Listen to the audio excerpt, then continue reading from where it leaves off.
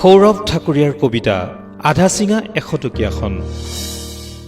এখন 100 টকীয়া পকেটত সেইখনেই দিনে ৰাতিয়ে, সেইখন লৈয়ে কিমান যে সপোন তাৰ।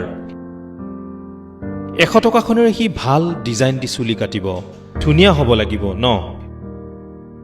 100 টকীয়াখনেৰে ভাল চাৰ্ট এটাও কিনিব, পেণ্ট এটাও কিনিব লগা আছে নহয়, আৰু যে কত কাম আছে। ভাল কিতাপ এখন কিনা কথাও ভাবিছে সি। কিতাপখন বাৰু হ'ব, লগৰটোৰ বাৰ্থডেটোত কিবা এটা দিবও লাগিব। এইবোৰো কৰিব সেই 100 টকাটোৰে। ছাতি এটাও কিনিব আছিল, চেণ্ডেলযোৰ বাৰু চলি যাব আৰু এবছৰ, ফৰ্মেল জোতা এযোৰহে লাগিছিল। এনেকৈ ভাবি থাকোঁতে বৰ জোৰেৰে বতাহ এজাক আহিল, তাতে থেতুৱে ধৰা ঠাণ্ডাত। তেতিয়া ভাবিলে 100 টকাটোৰে চুৱেটাৰ এটাও কিনিম। কিন্তু হঠাৎচোন কিনকিনকৈ নামি অহা বৰষুণজাক ডাঙৰেই হ'ল।